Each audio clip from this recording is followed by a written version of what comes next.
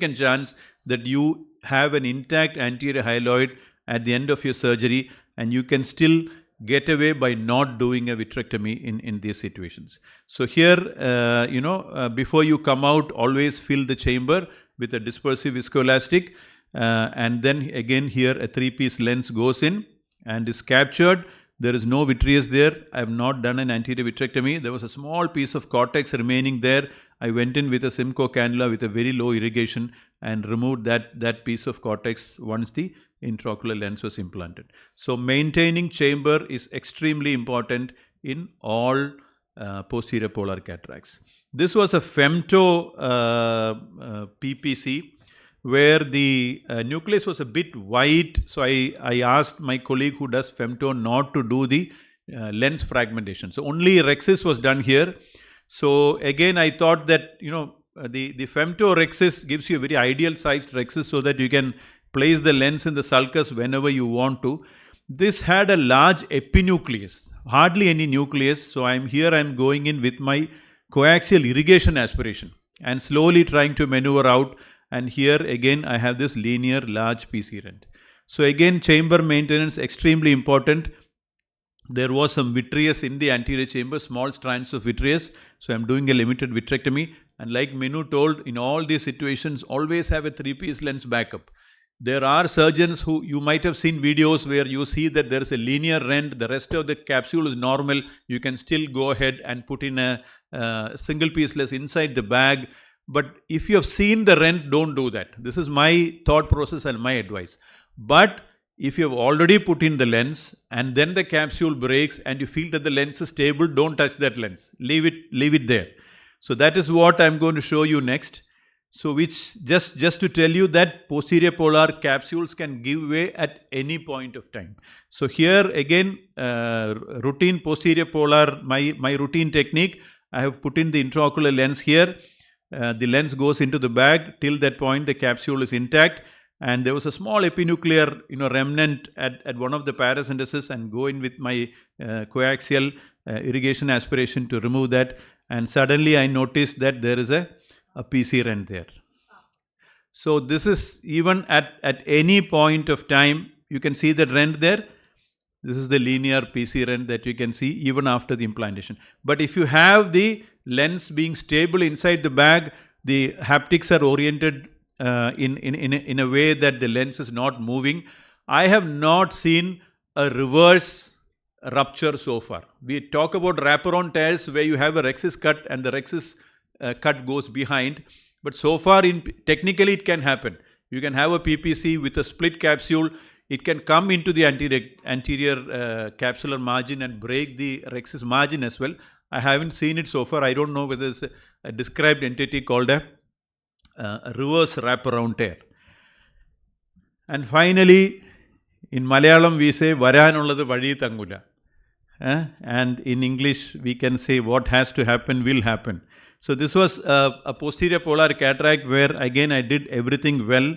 The nucleus fragmentation goes on just like my routine technique, and I slowly break open the pieces, and without any rotation, using the Sinskey hook, I slowly manipulate the pieces into the phaco probe. And I'm done here. I'm going to inject Cohevisc inside the eye, and the cannula slips. Okay, the cannula slips, goes deep into the vitreous. So my scrub nurse has given me a non-lower locking syringe with a cannula, and I also, because you have to do it single-handedly. Your right hand is in with a coaxial irrigation, so you have to use a one-handed technique. So there it slips, and I got a heart attack when I took out the cannula. It was not when it went in. When I took out, I was wondering, oh my God, this must have gone and hit the retina somewhere. So that much deep it went inside, but luckily it has stopped short of the retina, and so you have to do there was significant amount of vitreous there. So I did anterior vitrectomy, and like in any posterior polar cataracts, it's a protocol in our institution. We always have backup 3-piece lenses, and so again 3-piece lens goes into the sulcus with a capture. So in summary, always be prepared whether it is a VR backup, whether it is an anterior vitrectomy, whether it is a 3-piece IOL, always have a backup. Get an informed consent from all your posterior polar patients. Even if you think it is a configuration, it is not a typical posterior polar, I can get away with this, this PC may not break. It's always safer to inform the patient that you have a capsule which is likely to give you problems and get an informed consent. Either do a peribulbar if that is the practice in your institute, or you go in and if necessary give a subtenance block, which is very, very simple, very, very effective. A good rhexis is extremely important. Don't make the rhexis very large, don't make it very small, ideal for a sulcus fixation with a capture. Careful with the hydro, either no hydro technique or minimal hydro technique. A gentle nucleotomy. Don't pull the nucleus too much from this side or that side, because that maneuver or even that cracking maneuver can cause a PC rent. Always, always maintain the anterior chamber. This is one thing that always has to be in mind. It is something that we have to practice in every phaco, in fact, not only in PPCs, but especially so in posterior polar cataracts. Never let the chamber shallow. The moment the chamber shallows, the thin capsule just gives way. So always remember that. And even the last wound hydration, don't take off your vigil from the eye. Normally once we put in the intraocular lens, we are sort of, okay, lens has gone in, now nothing is there to happen. So even the wound hydration, you have to be very, very careful and make sure you don't hydrate the wound or make the chamber very, very tight. So these are some PPC with PC rent experiences I thought I'll share with you. Thank you for your kind attention. Thank you so much, sir, for the wonderful insights on posterior polar and PC rent. We come to the end of the session. Can we take a minute of discussion? I think it's 2:55. We can take. Okay, I would like to ask Dr. Sandhya, for these high myopes, do you, okay. In high myopes, do you prefer to use low IOP settings? What is your take on that? In high myopes, it's better to use low IOP. Not only in high myopes, it's generally better to use low IOP settings, because that time the turbulence within the anterior chamber will be less, and so the corneal clarity will be more. The pieces won't fly away and chamber stability will be there. And especially in these high-risk patients, like where you want to slow down things and you don't want chamber fluctuation like eye phase, high myopes, then posterior polar cataract, in those things it is safer to operate under low IOP. Okay, ma'am. Thank you. Just one point I would like to share with all of you, especially who are decently good phaco surgeons but scared to take on more difficult cases or tricky situations. What I would like to say is, go and watch a lot of videos. There's a lot of material available out there on YouTube. Many surgeons are putting up their surgeries. And I think that has a role, because when you watch surgeries, it kind of goes into your subconscious. And when you're operating and faced with the situation, you do tend to remember these points, and it helps you to improvise your surgeries and come out without complications, or, handle your complications well. Thank you so much for attending. And thank you to all the co-speakers who have been my mentors. And thank you for being a part of this IC.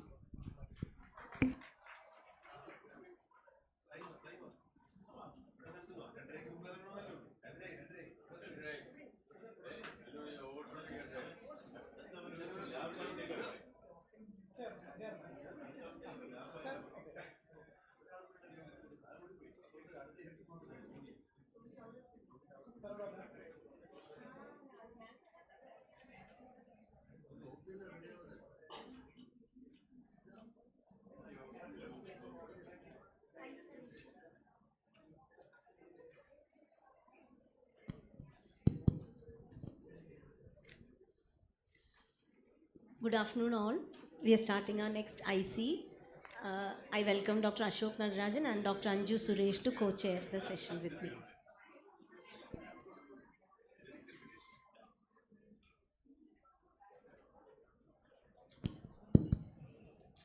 Yes, the first talk is, does this baby have any defective vision? Elucidating the milestones of visual maturation.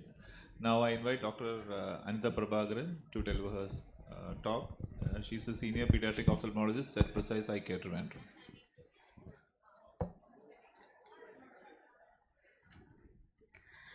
A very good afternoon to one and all. First of all, let me thank KSOS for giving me this opportunity to have this IC.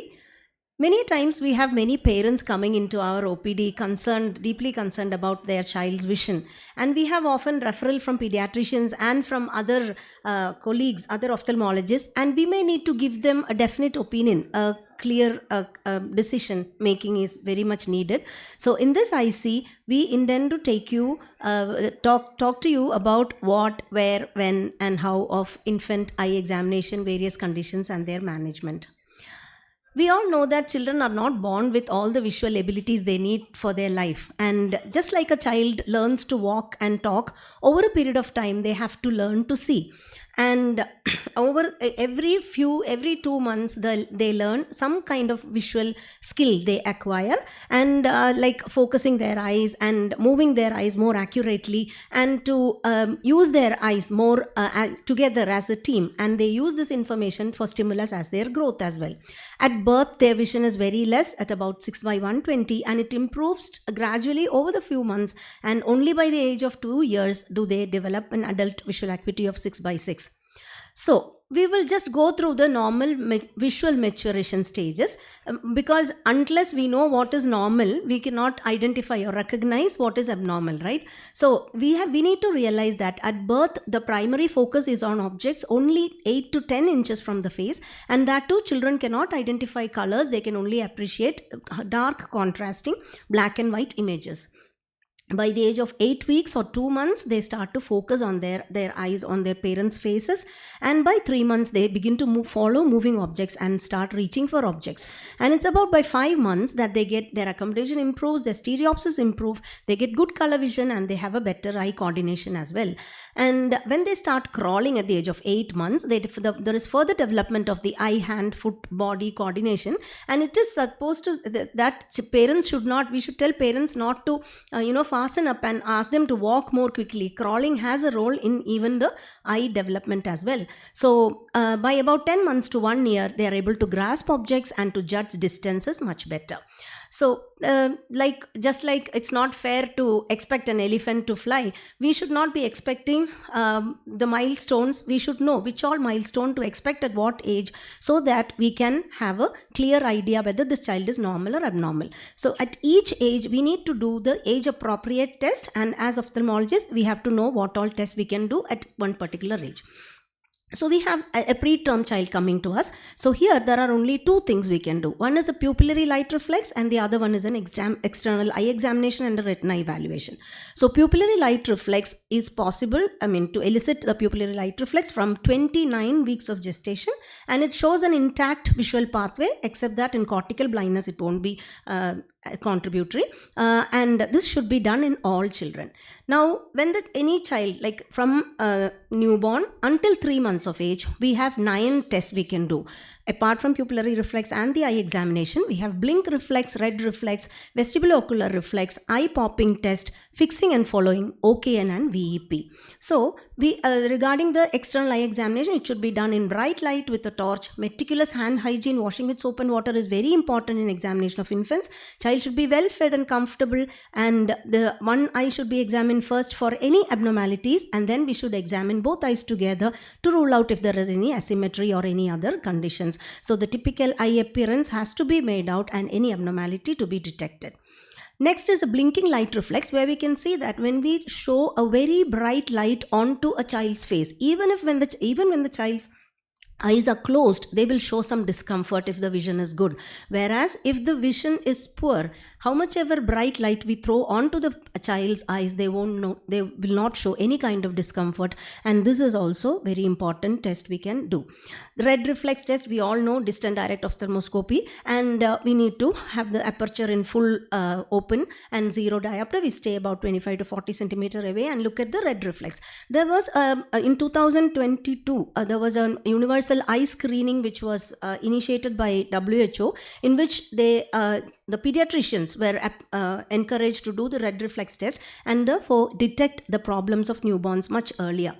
Now, the doll's eye reflex or the vestibulo-ocular reflex, where the eyeball moves to the opposite direction as the head movement because of the semicircular canals and movement in the semicircular canals. And this test has to disappear once the fixation develops.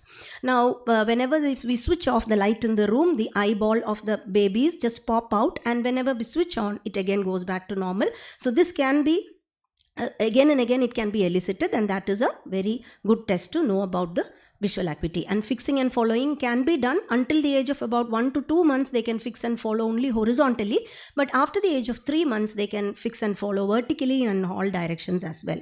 The two quantitative measurements can be, one is OKN and VEP. In OKN there is a black and white pattern which would be that would elicit a nystagmus, and VEP is the only clinically objective test for assessing the visual acuity.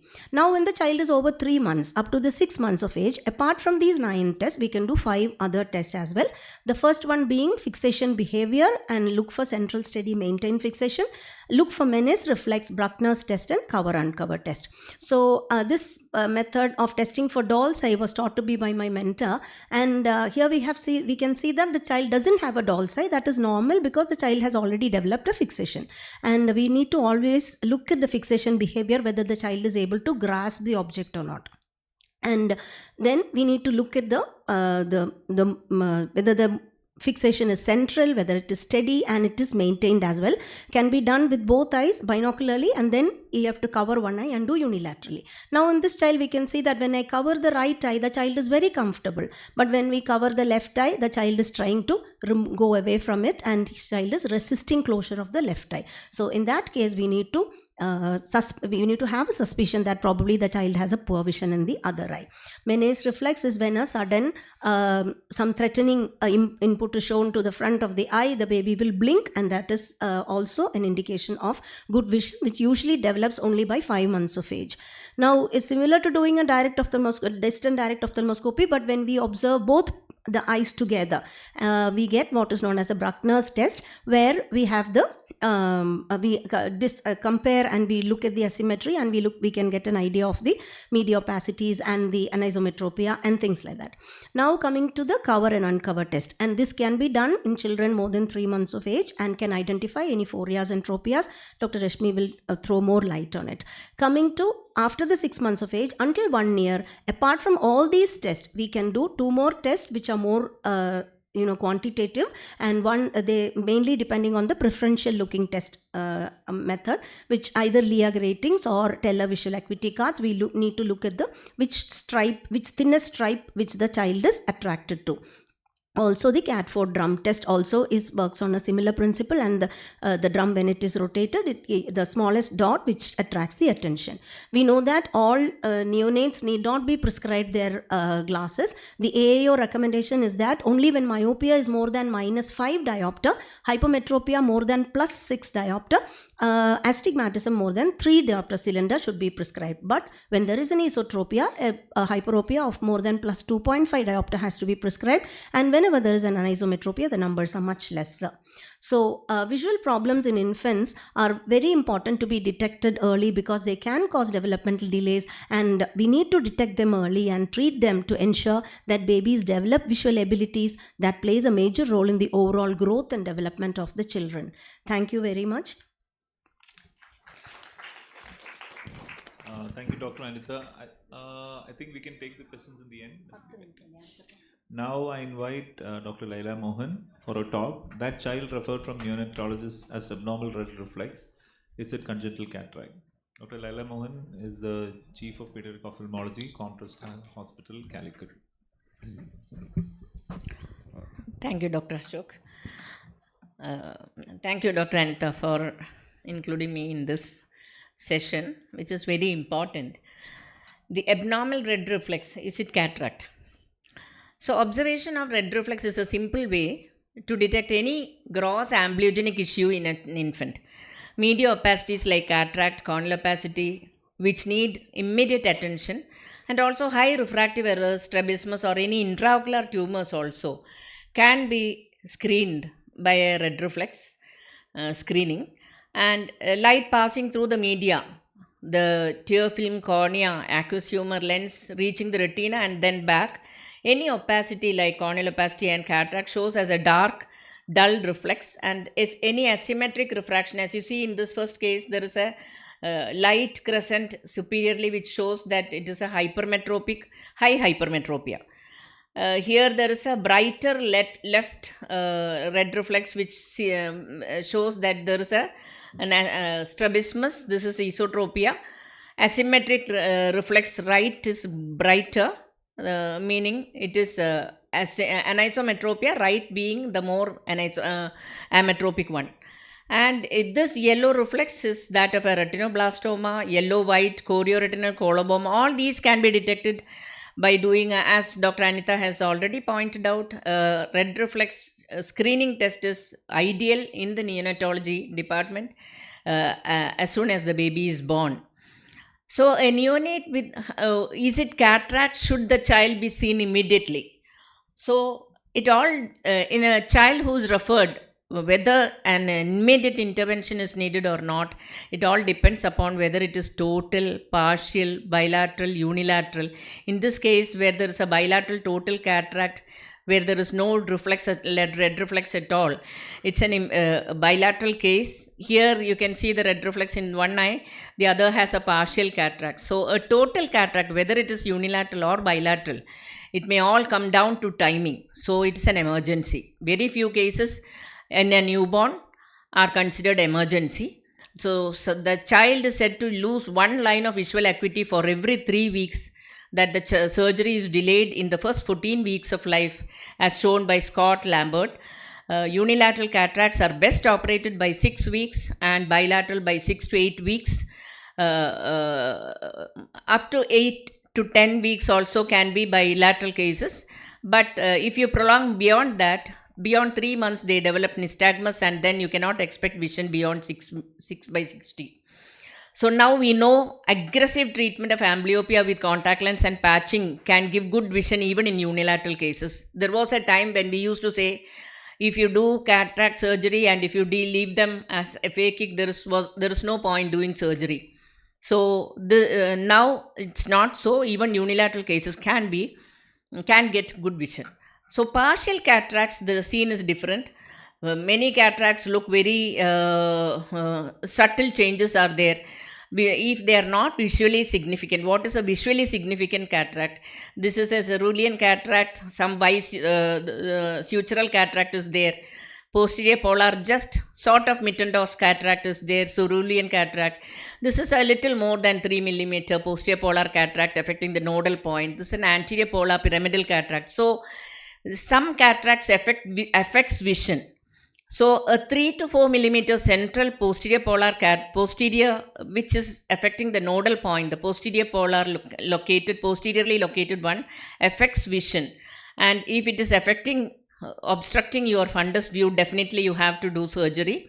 And if the child is presenting with a strabismus, then definitely you have to do surgery. And if the child has an nystagmus, these are considered visually significant.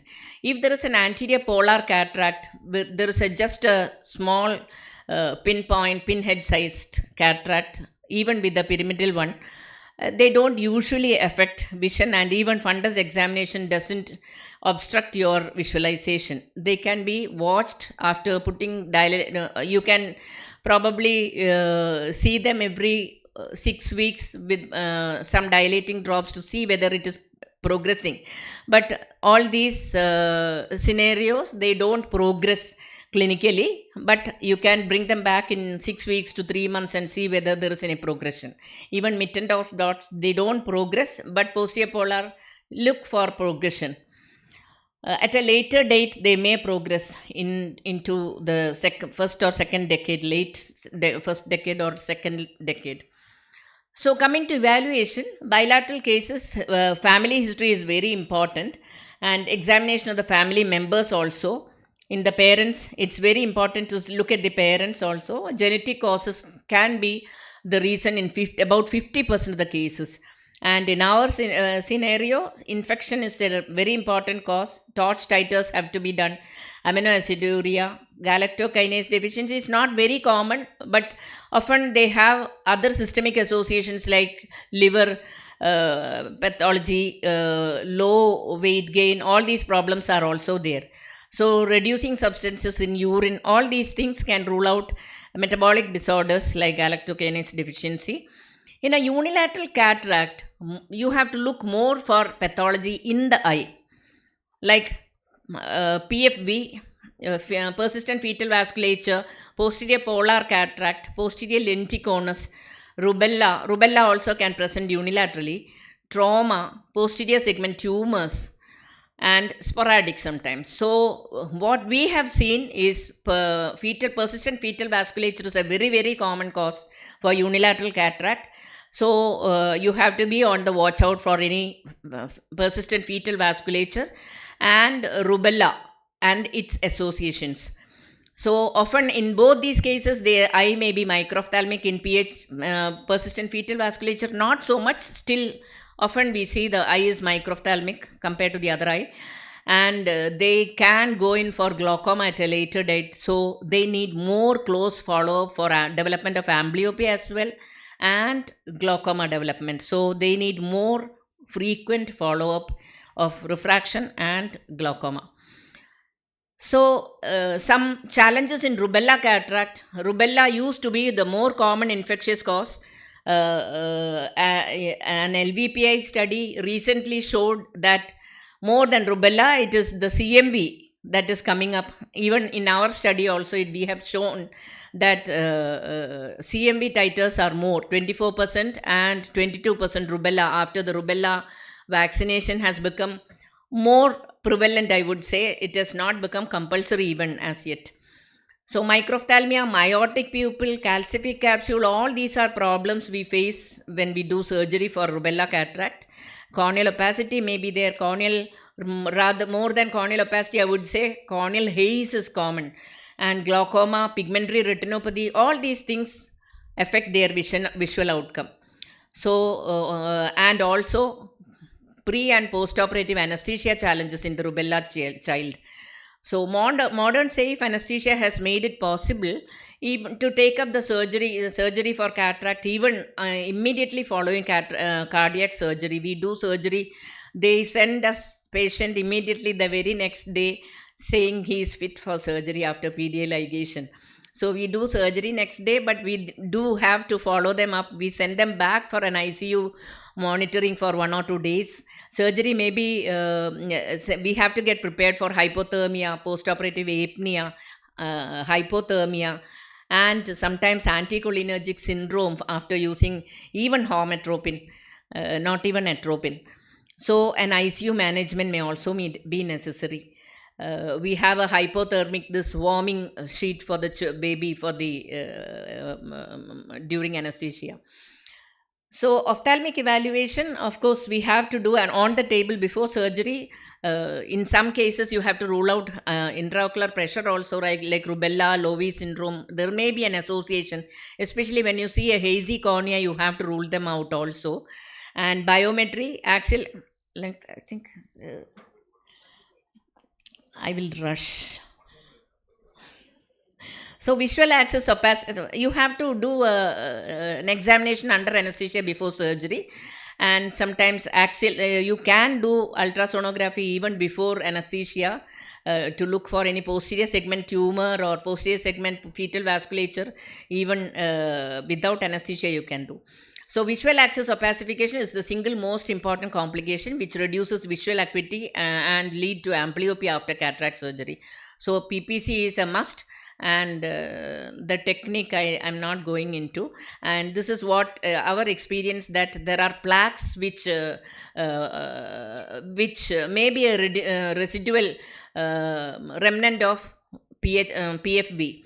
60% of our unilateral cataracts have these plaques, which may be due to PFB. Often we are able to put an implant and IOL. This is an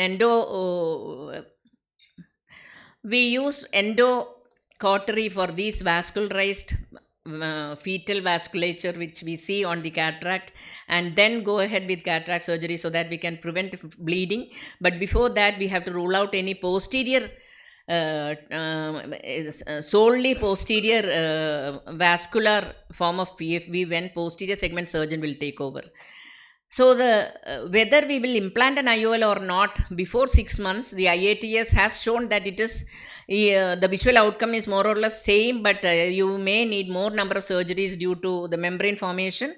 But you have to know that the study which they did, they had to provide about 9 to 11 contact lenses during the first year after surgery, which was included in the study, which is not possible in our situation.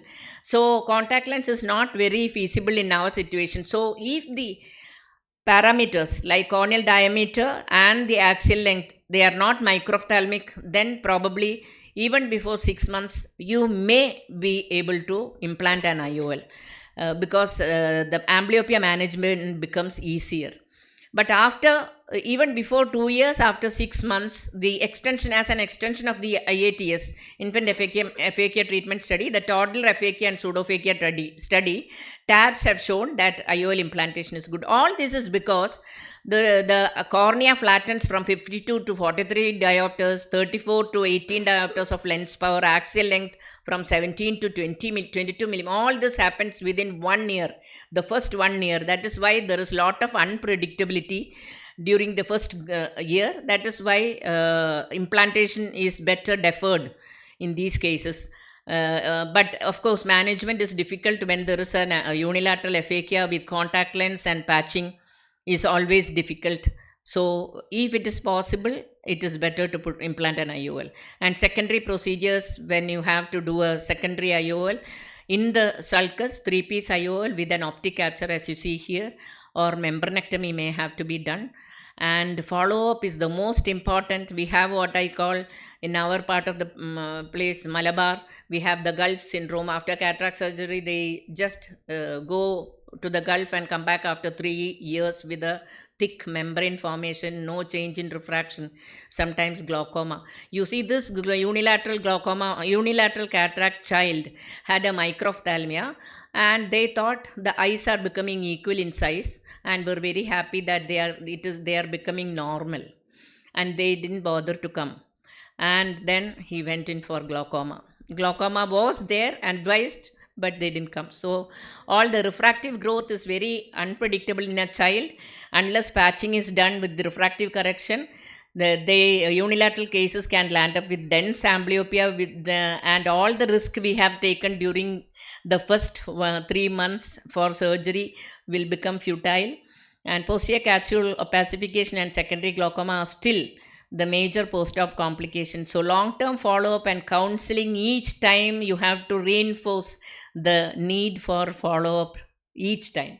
So thank you.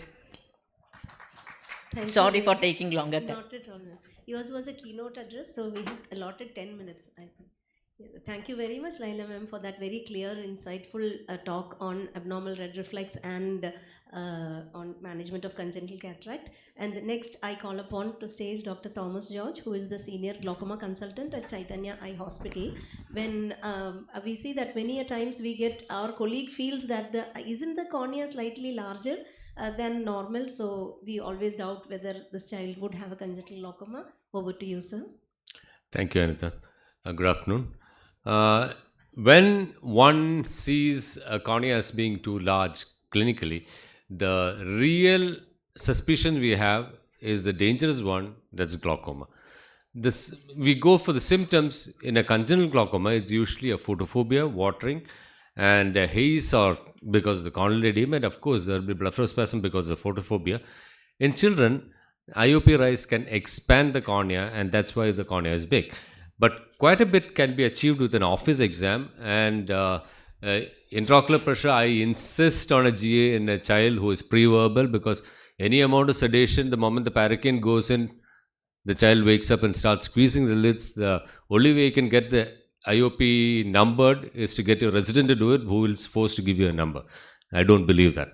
A reasonable slit lamp examination, however, is possible using this so-called flying baby technique, where you got the baby wrapped with arms and legs all nicely tucked in so that they can't flay it around and fall down. I have two people, not one like this. One person holds a baby sort of prone, and the head can be hyperextended, and you can use a slit lamp and examine the anterior segment. What do we look for in the anterior segment? Cornea, of course, edema, Habs striae, posterior embrytoxon, other iris anomalies may be there, Axenfeld-Rieger, aniridia, problems with the lens. As far as glaucoma is concerned, a spherophakia and a subluxation. Rest is Leila Madam's problem. With a reasonable suspicion, we post the child for an EUA, and if there's a reasonable suspicion that this is a glaucoma, we post for an EUA with the consent to proceed to glaucoma surgery, unilaterally or bilaterally, so that we do not risk induction and recovery from GA, which is more dangerous as the very next week. So, EUA, the first thing is always intraocular pressure. GA medicines do alter IOP, and low is expected with sevoflurane and nitrous. Higher is expected with ketamine, especially immediately after injection. So wait a little bit if you're using ketamine. And just after scoline, again, after some time, it does come down. So factor these in when you think about the intraocular pressure. And what is normal in an infant newborn? You're expecting 10 to 12. Anything higher, there should be a red flag. And by 7 years, the average is 14. So consider high teens as abnormal, and definitely operate if it is above 20. On the microscope, what we can use a handheld slit lamp also. What we're looking for is anterior segments findings like this Habs striae here. I think that's fairly obvious. There's a Habs striae going right across. And next, we look for the physical parameters of the eye itself, starting with, of course, the corneal diameter. And we record the white to white diameter, horizontal and vertical. Normal in a newborn is 9.5 to 10, and above 12 is considered abnormal. And at any age, as a child grows up, the corneal diameter also is expected to increase, but at any age, above 13 is considered abnormal. That's the white to white, and this particular child had 13.25, and that is a 4-month-old child. So that's abnormal. In primary congenital glaucoma, the scleral spur is not visible. In the normals, the iris would recess back and the scleral spur should be visible. That's the primary thing you're looking for in gonioscopy. Also, the iris anterior edge as it inserts will be scalloped. You may have the wraparound or concave or convex, all three iris insertions are possible. And a lot of other findings like the morning mist where it's hazy, where the iris root is. Loch Ness Monster sign is where you have loops of normal vessels popping in and popping out of the trap meshwork, etc. So I use a mirrored gonioscope because it's easier with our regular microscope, and that's a gonio going in, and you can see the scleral spur is not visible. Anterior edge of the iris is scalloped, and the trap meshwork is fairly featureless. That's your morning mist. Disc will be cupped, and it does reverse in children because most of it is due to the stretching. Use an indirect ophthalmoscope. Forget about all the disc signs and features of an adult glaucoma. You do not get them in congenital glaucoma, at least in the earlier stages. And a normal cup disc ratio again in children or infants is 0.1 to 0.2. So 0.5 can be considered big, and a bigger one is of course abnormal. And here, just to show the disc, I'm showing it through the gonio mirror, but we do assess the disc with an indirect. This is a large disc, but if you think of it as an adult, it does look like a healthy disc. But this is a large cup for a child. We also need to do refraction. Astigmatism and myopia need calculated corrections of the refraction numbers, and there is emmetropization by the flattened lens in the sense that when we do an axial length, we expect this much for a myopia of this much, but that you don't get that because the lens is flattened out. Axial length again is recorded, and these are primarily recorded with an intent to follow up after treatment, because with IOP lowering, these numbers also come down. Management, primary is surgery often. Trabeculotomy is what I prefer as a first step. Goniotomy can include the new suture gap, and trabeculotomy with the trabeculectomy is also done quite often. In follow-up office visits, we observe the child's behavior to assess vision. We ask the parents historically how the child is performing, as well as look for amblyopia. Also assess possible need for further surgery and follow-up EUAs, such as corneal haze, enlarging cornea, etc. And on follow-up EUAs, I do my first follow-up EUA after a surgery at 3 weeks with the intent of taking out sutures as well, because any paracensis in an infant needs a suture. It's not like an adult. It's too elastic, it'll stay open. If okay, then we go on to an EUA at 3 months. If okay, 6 monthly till the child allows applanation. Usually most kids allow applanation by 3 years of age, but I do have spoiled children who need EUAs even at 12 years of age. I'll skip this. Thank you.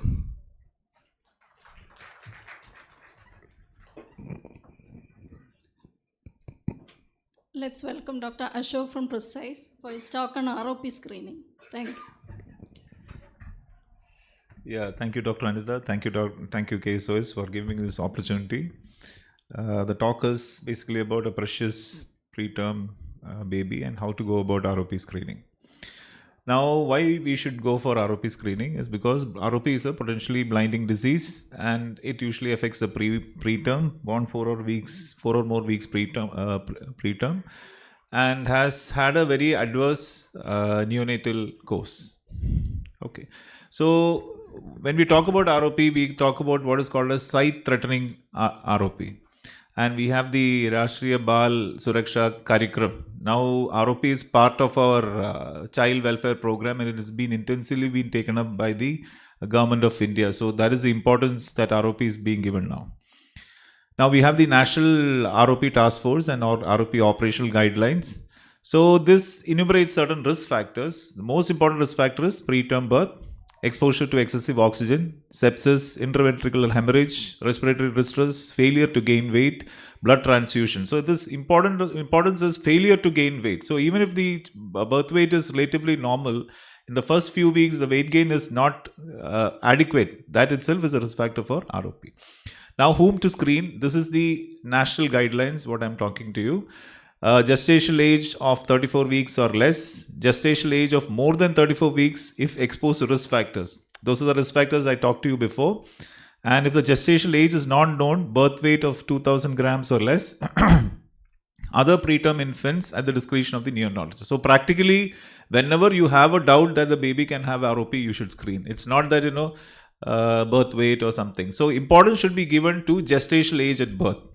Now, if the gestation age is not known, then comes birth weight, and then comes adverse neonatal course, and then comes if the pediatrician feels that the child is not okay, then it should be screened. So the number of babies who are going to be excluded from ROP screening is becoming less and less and less.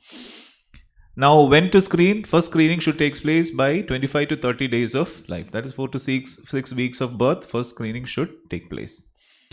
Now, there is something called as a GROP guideline. So, this is applicable only to developed countries. So, we are a developing country. This applies to developed countries. And if they say if you follow this, there is a 100% strike rate of picking up ROP.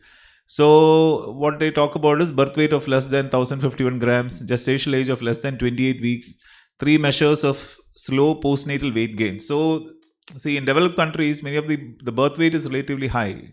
And when they have a reduced weight gain less than what is expected, that itself is a risk factor for ROP and presence of hydrocephalus. So this they particularly say because the oxygen therapy in developed countries is very much, they give blended oxygen. That is, they don't give pure oxygen. It's a mix of normal air in the ICU and oxygen. So in developing countries like India, the oxygen concentration or the facility to give blended oxygen is very less. So that blended oxygen is a must in these guidelines. So in India, we don't give always blended oxygen. So GROP guidelines is not applicable to developing countries like India. Now, how do? You need to have a dilated exam. The concentration of tropicamide is 0.5%. and phenylephrine is 2.5%. So that is a mixture we give, and the baby should be fed at least 1 hour before the screening, and a trained nurse must monitor the vitals. So if the child is not really well, you have to go to the NICU and do the screening. If this is relatively stable, the child can be always brought to your OPD, but provided in the ideal situation, you should have a pulse oximeter or something connected, and somebody should be monitoring the vitals of the baby. Now, the basic thing of screening is whether the child has got a sight-threatening ROP or not. If a baby has got a sight-threatening ROP, it requires treatment. So that is the basis of doing this screening. Then you have different things like zone, stage, extent, and all that. Now the importance is zone and stage. Extent is number of clock hours. It's not much of importance in the present ROP screening. Now we have the IC14 guidelines, which are the new guidelines, which says new classification, which says posterior zone 2. That is a new concept that has been included. Then you have something called as a notch. Then you have incomplete vascularization. Now we talked about immature retina. Now it is called incomplete vascularization. Now earlier we have the aggressive posterior ROP. Now it is called aggressive ROP. Then we have stage 5. It is A and B. That is open funnel. That is a total retinal detachment, the end stage of ROP. Initially we had only open funnel RD and closed funnel RD. Now you have a classification called C also, which means there is an associated anterior segment changes. Now you have something called as a reactivated ROP. ROP which has regressed now has become active. Like in zone 2, the ROP has reactivated. So reactivated zone 2 ROP, like that. And FA and OCT has also been now included in the diagnosis and evaluation of ROP. So these are the new things that have come in the new IC ROP criteria. Now, the basis of this thing is there is an increasing recognition that ROP may occur even beyond the posterior retina, and we are now seeing larger preterm infants, and it is more common in developing nations with limited resources, like basically because of the oxygen concentration. Now we have 3 epidemics: the first epidemic, second epidemic, and the third epidemic of ROP. The first and third epidemics are almost similar because it is based on the kind of oxygen that is being delivered to babies. The second epidemic was due to early salvage of preterm infants. So that oxygen is the main thing that in developing countries, which is the issue.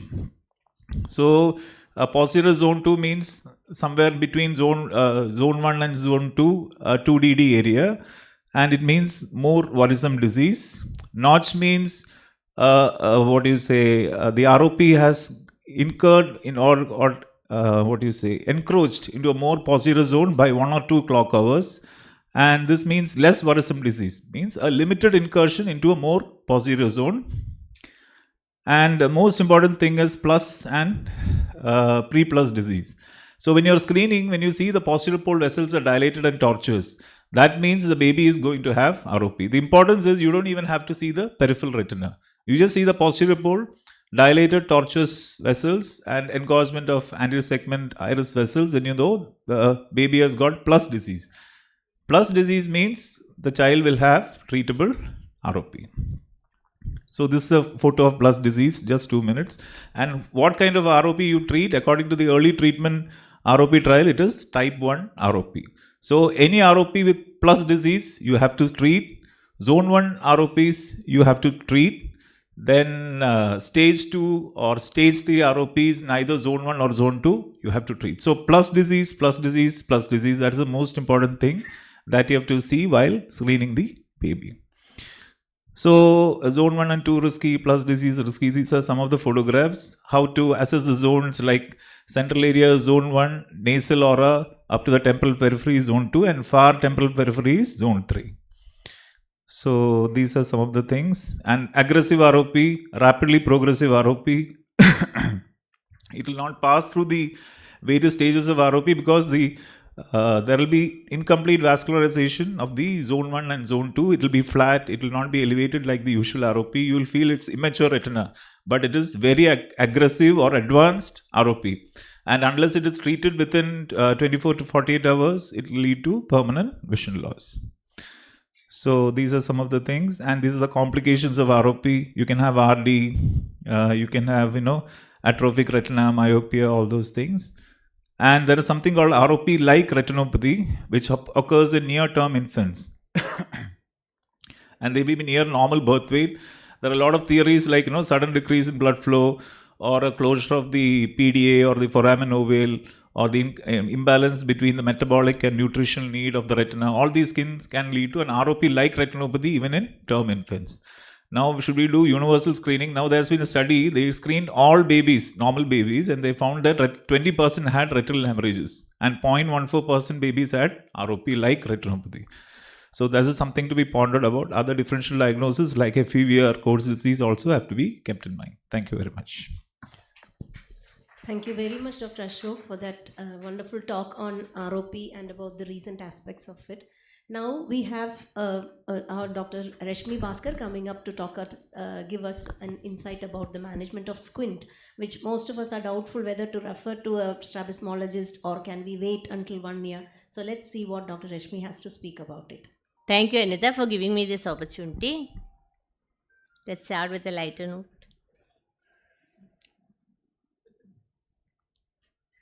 Should all children with infantile squint be referred for surgical correction? We will navigate through few cases and see whether it is a yes or no for surgery. The photos and videos shown in this are taken with the permission of child's parent. This is a case, one is a 2-month-old child, mother is a doctor, mother feels occasional squinting. It's a full-term normal delivery, external eye was normal, social smile was present. So what is it? It's a neonatal misalignment or physiological intermittent strabismus of the newborn. Up to 1 month, fixation will become central, steady and maintained, and by 3 months, binocular vision will develop and will have a coordinated eye movements. 88% of the infants will show brief periods of intermittent squinting. It will be intermittent, not constant. The deviation can be large but short-lived. It can be unilateral or alternating, and usually it will resolve by 2 months. So, if any child presenting it to you with a squinting more than 3 months of persisting more than 3 months, or if it is constant, that needs a follow-up. So what you will do for this child, you will ask them to come for a follow-up and see if it has resolved fully or you need further follow-up. The second is a 8-month-old child. The mother has felt that in all the photos the child has a inward deviation of the eyes. Hirschberg was orthophoric and the cover test showed no refixation movement. Refraction and fundus was normal. So it is a pseudo squint. As you can see in this video, we are doing a cover test. There is no refixation movement. When the child is small, you can do even with 2 fingers. The normal infants will have a wider and flatter nasal bridge, and this will give an appearance of a pseudo squint.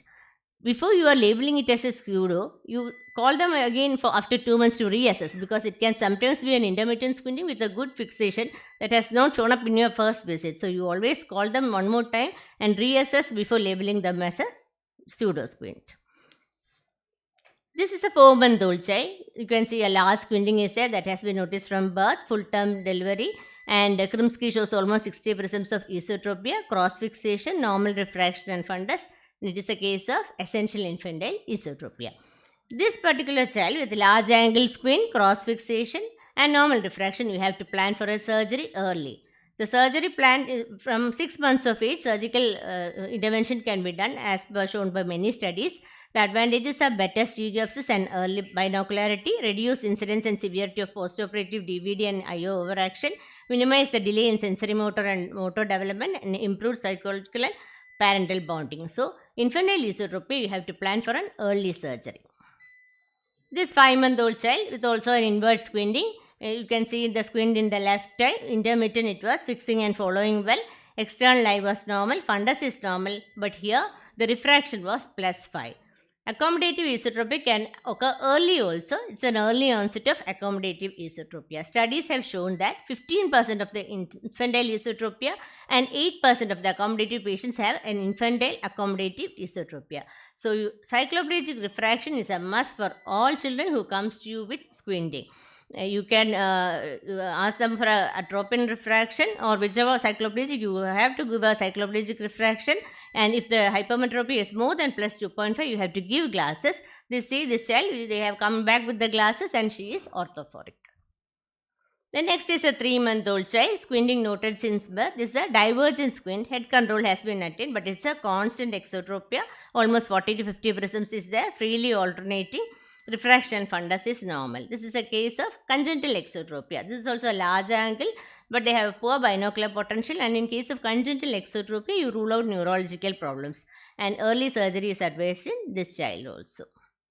This child, 11-month-old, was referred to us from Sri Chitra with a history of developmental delay, facial dysmorphism and microcephaly. It was preterm with birth weight of 1.6 kg. You can see a alternating esotropia, right convergent to alternating. Refraction fundus was normal. But in spite of all this, the child is easily allowing you to do a cover test, and you would get a good measurement with the Krimsky also. The child was willing for allowing all that. So this child also should be referred for surgery, because surgical surgery for children with developmental delay, they well tolerate and effective. Only thing is the angles can be variable. You are sure when you get a correct measurements and you feel that it is constant, you can plan for a surgical correction. Depending upon the assessment, and angles are, if normal, angles are stable, and if you after you get a neurology fitness, you can plan for a surgery, because they have a chance of fusional potential. It improves the quality of vision and life of the child. So this case is I am showing two cases. One is a 1-year-old child, preterm, 24 weeks, status was ROP laser. He has an alternate convergence squint. The other baby is a 9-month-old, that also preterm with no retinopathy of prematurity with intermittent divergence squint. When you check the refraction, both are high myopia, and squint and refractive error is common in preterm children. And so in preterm children, in addition to going for an ROP screening, you ask them to come back for refraction and squint evaluation at 6 months, and the risk increases with the severity of ROP also. So in this child, we have given the glasses and advised patching, and depending upon how they are doing with the glasses, you can plan surgery accordingly. This is a 7-month-old child with the left eye squinting constant, and she was resisting occlusion of the right eye, showing that the left eye has a poor vision. Fundus examination showed a coloboma. These are some of the common fundus findings we have come across in children who presented with squint, optic atrophy, ROP, retinoblastoma even in a 6-month-old child, vitreous hemorrhage, choroiditis, and familial exudative vitreoretinopathy. All kids coming to you with squinting, you have to do a fundus evaluation. That is mandatory. If at all the child is not allowing or anything like that, you plan for a examination under anesthesia, but you cannot miss a fundus finding of grave conditions like this. 6-month-old child, mother noted squinting and normal milestone. On examination, you can see there was a face turn to left. When the head posture was corrected, he had an esotropia with -2 limitation of abduction. Refraction and fundus normal. It is a case of Duane syndrome. In congenital cranial dysinnervation disorders also, the indications for surgery are abnormal head posture, squint in primary position, upshoot and downshoot. So after you get a good measurements, you can plan for a surgery, even indicate. This is slightly older children, 1.5-year-old, but still because of the importance of this case, I am showing this. Complaining of squinting right eye, and he gives a history of subconjunctival hemorrhage at the time of birth, forceps delivery. See, she is resisting occlusion of the left eye, but when the right eye is closed, she is allowing it. That is with the right divergent squint, showing that the right eye is amblyopic. She had a cataract in the right eye. As madam has told, cataract also external eye examination you can do with the help of a Bruckner test, direct ophthalmoscope, handheld slit lamp, and for courageous person like Thomas, you can use a flying baby technique. I am still scared to do that. Or if you have any doubt, you plan for an examination under anesthesia also. So prevalence of squint in children with congenital cataract is around 20 to 80% before and after surgery. It can be ESO and exotropia. Other visual deprivation factors include corneal opacity, dense PPM. This have to plan for a cataract surgery at the earliest, and amblyopia treatment also. Some studies show that you can combine cataract and squint surgery also, but that is controversial. The last case, it's a paralytic squint in children. If a congenital palsy, fourth nerve is the commonest, but in case of acquired causes in infants, it is a red flag. It can be a sign of hydrocephalus, brain tumors, or demyelination. So you have to send for an urgent neuro evaluation and imaging. A study showing the profile of infantile strabismus at a tertiary eye care in India, it shows that 123 children out of 4773 had infantile squint. Boys and girls had equal preference, and esotropia was the commonest. Anisotropia was common in prematurity, hypermetropia and anisometropia, and exotropia in seizure session, delayed cryot birth, infantile seizures, and out of the 123, 29 underwent squint surgery. Take home message is constant squint or squint persisting more than 3 months is significant. Cycloplegic refraction and dilated fundus is mandatory. Constant large angle squint need early surgery. Timely referral and early surgery can preserve binocularity. Thank you. Thank you, Dr. Rashmi. Now I invite Dr. Anju Suresh, consultant orbit and oculoplasty at Chaitanya Eye Hospital. Can an infant with epiphora be managed in a general ophthalmology clinic?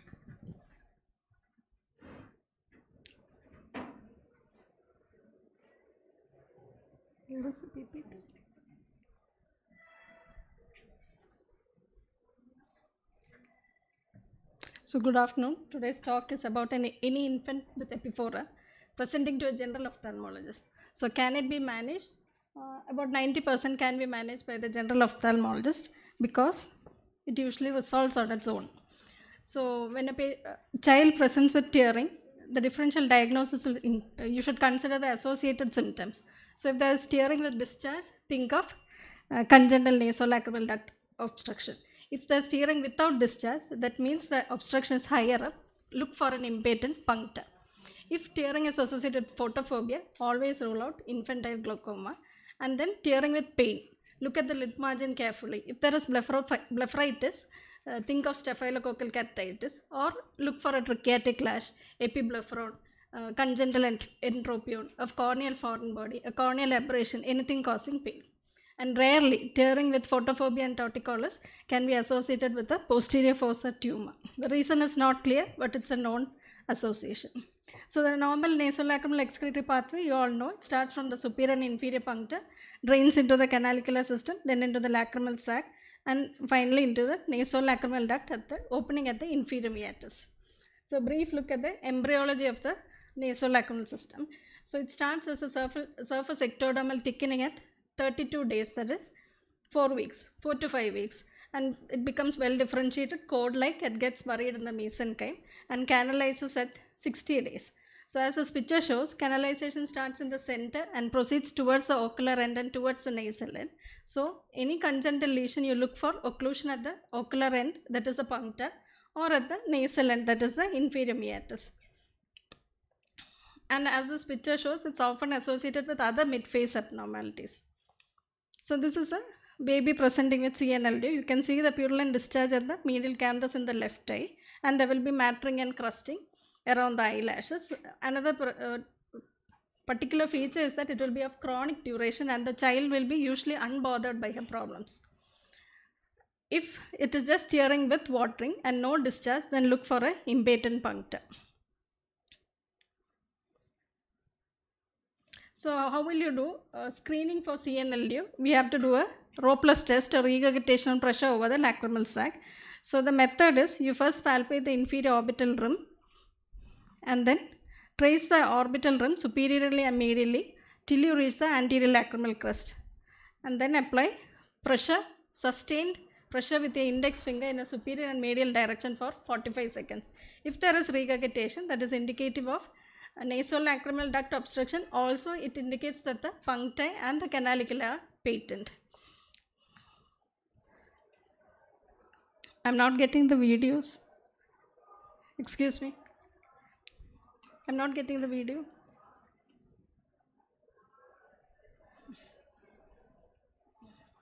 Thank you. So this is testing for Roplus in a baby. It becomes more time consuming, but again you palpate the medial end and you can see the pus coming at the medial end of the canthus. So what is the advantage of Roplus? It's a very useful, easy, non-invasive screening test with a 93% sensitivity and 99% specificity. So the next test that you can do is a fluorescent dye disappearance test. So if there is Roplus negative and still the patient complains of epiphora, then instill fluorescent in the conjunctival sac. Wait for 5 minutes. If at the end of 5 minutes, the fluorescent usually disappears from the conjunctival sac. But if it is retained, that means there is some obstruction in the lacrimal excretory pathway. And if it's Roplus negative, then look for obstruction in the canalicular stenosis or punctal stenosis, etc.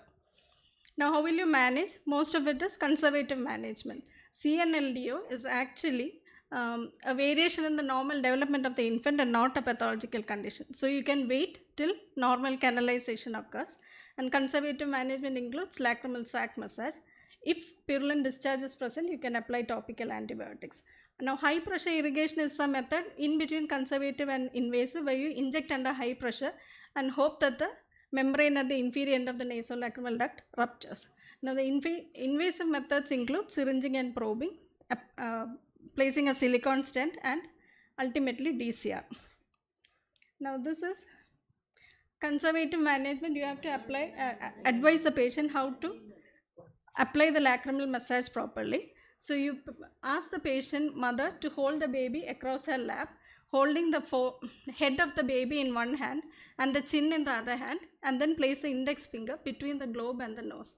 Apply firm pressure over the medial canthus. Your intention is to occlude the common canalicles and increase the hydrostatic pressure within the nasolacrimal sac, hoping that this pressure will open up the lower end of the nasolacrimal duct. So you apply pressure directed towards the opposite ear and then stroke the finger downwards towards the nose. It has to be done 10 times, morning, noon, evening and night. And this usually is continued till the baby is up to 12 months of age.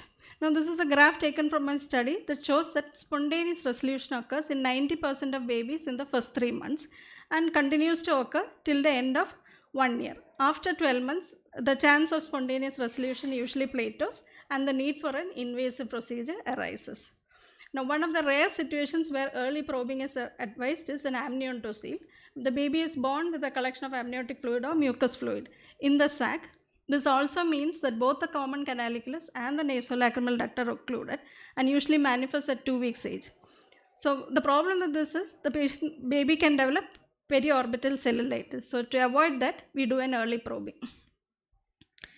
Now, when do you refer to an oculoplasty? When you have advised conservative management for 1 year and still watering persists with discharge, then you refer to an oculoplastic clinic for primary probing, which can be done either as an office procedure. The advantage is there is no GA, but the chance of false passage is more. Or it can be done in an operation theatre under short GA. It can be done early as in an amniotocele or late as after 12 months. And the success of probing is inversely proportional to the age of the baby. So as the baby grows older and older, the chance of a successful probing becomes less. Actually, it's only 50% after 3 to 4 years. If you have an associated ENT department, you can do an endoscopy assisted nasal probing. Again, the chance of a false passage is less because endoscopically you can see the probe coming through the inferior meatus.